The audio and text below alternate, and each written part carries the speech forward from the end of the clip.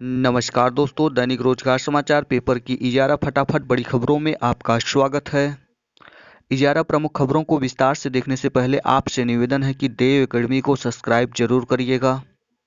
Video अच्छा लगे तो लाइक शेयर कमेंट करना ना भूलिएगा मित्रों। बीएड काउंसलिंग पहले चरण में पंजीकरण की अंतिम तारीख आज। लखनऊ विश्वविद्यालय की ओर से कराई जा रही बीएड काउंसलिंग में पहले चरण में पंजीकरण की अंतिम तारीख रविवार को समाप्त हो जाएगी। अभ्यर्थियों के विकल्प और मेरिट के आधार पर सीट आवंटन होगा। शनिवार शाम 4 बजे तक 29,878 अभ्यर्थी काउंसलिंग के लिए ऑनलाइन पंजीकरण करा चुके थे। प्रवेश समन्वयक प्रोफेसर अमिता वाजपेयी ने बताया कि बीएड की संयुक्त प्रवेश परीक्षा के रैंक धारक अभ्यर्थी लखनऊ विश्वविद्यालय की वेबसाइट LKOUNIV.AC.in पर लॉग इन करके काउंसलिंग के लिए ऑनलाइन पंजीकरण कराने के बाद काउंसलिंग शुल्क जमा कर विश्वविद्यालय महाविद्यालय चुन सकते हैं। काउंसलिंग में त्रुटि सुधार का मिल सकता है मौका। 69,000 शिक्षक भर्ती की जिला आवंटन सूची में शामिल अभ्यर्थियों को आवेदन पत्र की गलतियां सुधारने के लिए वेबसाइट खोल जाने के आसार नहीं है। यह जरूरी है कि जिन अभ्यर्थियों को शीर्ष कोर्ट या फिर हाई कोर्ट से राहत मिली है उससे जिला चयन समिति शपथ पत्र लेकर निर्णय कर सकती है। इसमें अंक बदलने से उनका जिला आवंटन भी बदला जा सकता है। काउंसलिंग शुरू होने पर बेसिक शिक्षा परिषद सचिव हाई कोर्ट के आदेश का अनुपालन कराने के लिए आदेश जारी कर सकते हैं। बेसिक शिक्षा परिषद के स्कूलों में सहायक अध्यापक पद चयन के लिए अभ्यर्थी लंबे समय से आवेदन पत्र में प्राप्तांक व पूर्णांक आदि में संशोधन के लिए अवसर देने की मांग कर रहे हैं। उनका तर्क है कि लिखित परीक्षा के लिए आवेदन करते समय गलती से अंकन गलत हो गया है, वह दुरुस्त न होने पर वे काउंसलिंग में चयन से बाहर हो जाएंगे। परिषद ने ऑनलाइन संशोधन का मौका नहीं दिया तो कई ने हाई कोर्ट की शरण ली कोर्ट ने कुछ को राहत देने का आदेश दिया है। वहीं हाई कोर्ट ने एक प्रकरण में यह भी कहा है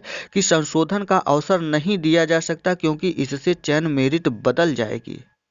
राज्य अभियंत्रण सेवा परीक्षा 13 को। सम्मिलित राज्य अभियंत्रण सेवा परीक्षा 2019 की लिखित परीक्षा 13 दिसंबर को आयोजित की जाएगी। परीक्षा 2 पालियों सुबह 9 से 11:30 बजे और दोपहर 2 से 4:30 बजे तक आयोजित की जाएगी। दोनों पालियों की परीक्षा में वस्तुनिष्ठ प्रकार के प्रश्न पूछे जाएंगे।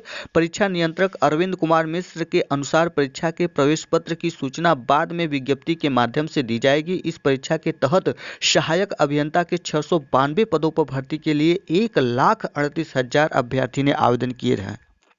नवनियुक्त शिक्षकों की ट्रेनिंग जारी। जिला शिक्षा एवं प्रशिक्षण संस्थान डायट आलापुर में नवनियुक्त शिक्षकों की 2 दिवसीय अभिमुखीकरण ट्रेनिंग शनिवार को भी जारी रही। प्राचार्य मनोज कुमार गिरी ने दूसरे दिन भी ट्रेनिंग के शुरुआती समय में नवनियुक्त शिक्षकों को संबोधित किया। उन्होंने कहा कि सभी लोग परिषदीय शिक्षा के बारे में जानें और उसकी उपयोगिता को समझें। लापरवाही, विभाग कार्रवाई करता तो न जाती शिक्षिका की जान। सीतापुर की शिक्षिका की कल गोली मारकर कर दी गई हत्या। पकरिया प्राथमिक विद्यालय में शिक्षिका पर फायरिंग की घटना की पृष्ठभूमि पहले से तैयार थी, बस उसे रूप देना बाकी था। समय रहते विभाग से कोई कार्रवाई हो जाती तो निश्चित रूप से इस घटना को टाला जा सकता था।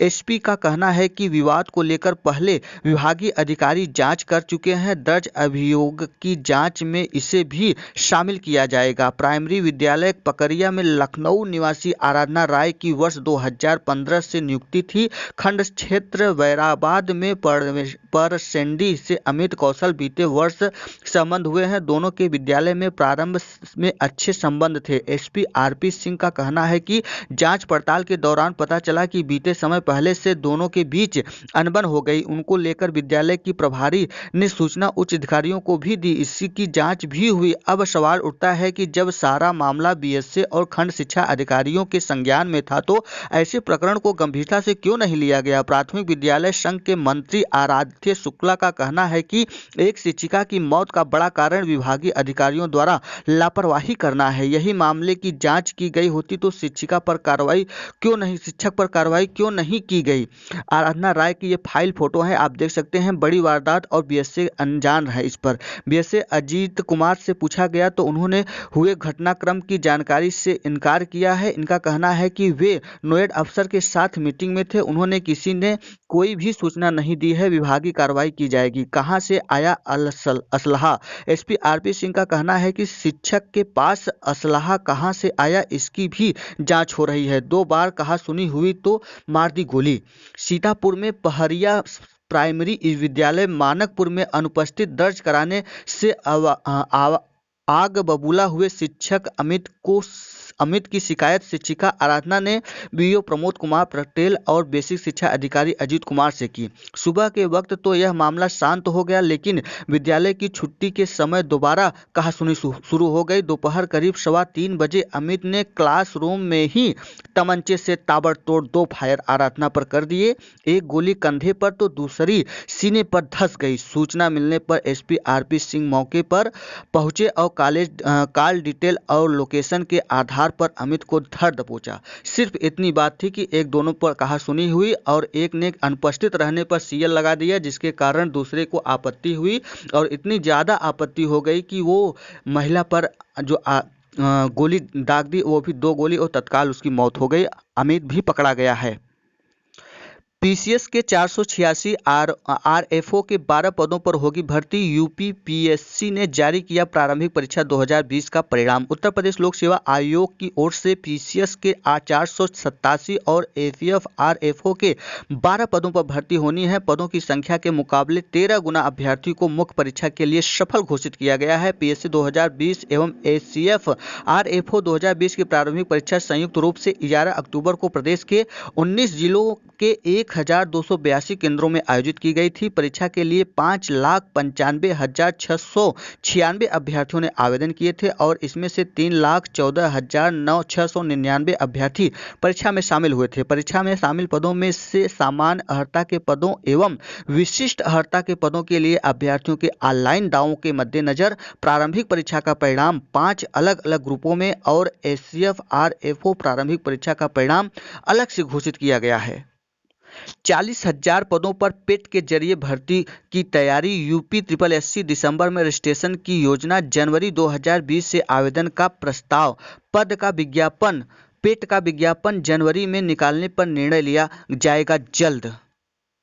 बहाल करेंगे पुरानी पेंशन नरेश। सपा प्रदेश अध्यक्ष ने एमएलसी चुनाव के प्रचार अभियान को दी गति। मुलायम सिंह का जन्मदिन, आज होंगे आयोजन। अंग्रेजी माध्यम के स्कूलों में चयनित अध्यापकों के तबादले पर जवाब तलब। शिक्षकों का आरोप, चयन के बाद भी नहीं की जा रही नियुक्ति। परिषदीय प्राथमिक विद्यालयों में अंग्रेजी माध्यम स्कूलों में शिक्षकों का चयन करने के बाद भी उनके चयनित विद्यालय में स्थानांतरित नहीं करने के मामले में हाई कोर्ट के निदेशक बेसिक शिक्षा लखनऊ में जवाब तलब किया है। उनको हलफनामा दाखिल कर बताने के लिए कहा गया है कि अपर मुख्य सचिव के आदेश के बाद भी शिक्षकों की नियुक्ति क्यों नहीं की जा रही है। उमेश कुमार वर्मा और 9 अन्य की याचिका पर न्यायमूर्ति एचडी सिंह सुनवाई कर रहे हैं। पीसीएस एसीएफ आरएफओ प्री में 5,573 सफल घोषित किए गए हैं। 40,000 पदों पर पेट के जरिए भर्ती की तैयारी। यूपीएससी ने जारी किया प्रारंभिक परीक्षा 2020 का परिणाम। अपील, लंबित रहने के आधार पर नहीं रोक सकते स्थानांतरण। शिक्षिका का आवेदन निरस्त करने का बीएसए प्रयागराज का आदेश रद्द। हाईकोर्ट ने कहा कि किसी विभागीय कार्रवाई के विरुद्ध दाखिल विभागीय अपील के लंबित रहते यह कहा जा सकता है कि विभागीय कार्रवाई लंबित है और इस आधार पर कार्रवाई का स्थानांतरण रोकना गलत है। कोर्ट ने परिषदीय प्राथमिक विद्यालय में नियुक्ति शिक्षिका का अंतर जनपदीय स्थानांतरण का आवेदन इस आधार पर रद्द करने का बीएसए प्रयागराज का आवेदन खारिज कर दिया है। कोर्ट ने शिक्षिका के आवेदन को पुनर्स्थापित करते हुए बीएसए को 4 सप्ताह में उस पर निर्णय लेने का निर्देश दिया है। जेईई एडवांस नए पाठ्यक्रम से करवाने पर बैठक अगले हफ्ते। जेईई एडवांस 2021 नए पाठ्यक्रम से आयोजित करवाने को लेकर शनिवार को संयुक्त परीक्षा बोर्ड को बैठक आयोजित हुई, लेकिन पाठ्यक्रम में बदलाव को लेकर गठित कमेटी के सदस्यों के मौजूद नहीं रहने से कोई फैसला नहीं हो सका है। समूह ग के पदों के लिए प्रारंभिक परीक्षा भी होगी। यूपी SSSC की द्विस्तरीय परीक्षा से तय होगा परसेंटाइल 1 वर्ष के लिए मान्य होगा। मृतक आश्रित शिक्षकों का विवरण मांगने से उड़ी नींद। नियुक्ति और पदोन्नति की प्रक्रिया में गड़बड़ी के खुलेंगे राज। नियुक्ति संबंधी विवरण ऑनलाइन करने से दिख रही खामियां। शासन द्वारा मांगी गई मृतक आश्रित शिक्षकों के संबंध में सूचनाएं खंड शिक्षा अधिकारियों के माध्यम से मांगी गई है। विवरण उपलब्ध होने पर शासन को सूचना भेजी जाएगी। निर्धारित समय से पश्चात हुई थी नियुक्तियां। वारिसान प्रमाण पत्र उपलब्ध कराने से कतरा रहे हैं लोग। 1500 शिक्षा मित्र सीएम को बयां करेंगे दर्द। शिक्षा मित्र हृदयेश दुबे ने बताया कि करीब 1500 शिक्षा मित्र मुख्यमंत्री योगी आदित्यनाथ को चिट्ठी भेजकर अपना दर्द बयां करेंगे। उन्होंने बताया कि कई लोग ने पत्र भेज भी दिया है। उनमें शिक्षा मित्रों की समस्याओं का निराकरण करने की बात कही गई है। निरीक्षण के अमानक मिले आंगनबाड़ी केंद्र। शनिवार को आजनपारा में नवनिर्मित आंगनबाड़ी भवन का निरीक्षण करते सीडीपीओ बाल विकास परियोजना अधिकारी जलालपुर बलराम सिंह ने शनिवार को वर्ष 2019-20 में बने आंगनबाड़ी केंद्र की गुणवत्ता का जायजा लिया। आंगनबाड़ी भवन जो कि कार्यदायी संस्था पीडब्ल्यूडी से बनवाए जा रहे हैं वे मानक के अनुरूप नहीं हैं। नवोदय विद्यालय में चलेंगी 9 से 12 तक की कक्षाएं। जिलाधिकारी कौशल राज शर्मा ने जवाहर नवोदय विद्यालय समिति की बैठक की अध्यक्षता करते हुए कहा कि 9 से 12 तक की कक्षाएं संचालित कराई जाएं। उन्होंने स्कूल में सभी विषय के शिक्षकों की उपलब्धता, छात्रों की संख्या, फीस आदि के बारे में भी जानकारी ली।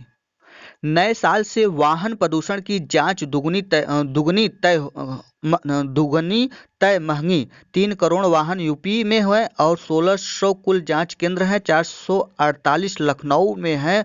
वहीं अब नया रेट की बात करें तो 2 पहिया वाहन पुराना 30 रुपये जांच लग रहा था, अब 50 रुपया लगेगा। वहीं 3 व 4 पहिया पेट्रोल, पीएनजी व एलपीजी के पहले 40 लग रहे थे, अब 70 लगेंगे। 4 पहिया डीजल वाहन पहले 50 लग रहा था, अब 100 रुपये जांच शुल्क लगेगा।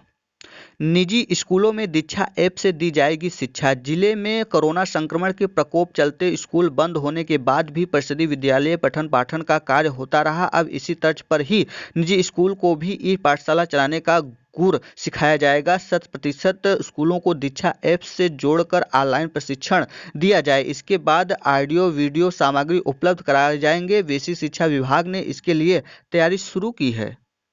ये था आज का दैनिक रोजगार समाचार पेपर की इजारा फटाफट बड़ी खबरें। वीडियो अच्छा लगा हो तो देव अकेडमी को सब्सक्राइब, लाइक, शेयर, कमेंट करना ना भूलिएगा दोस्तों।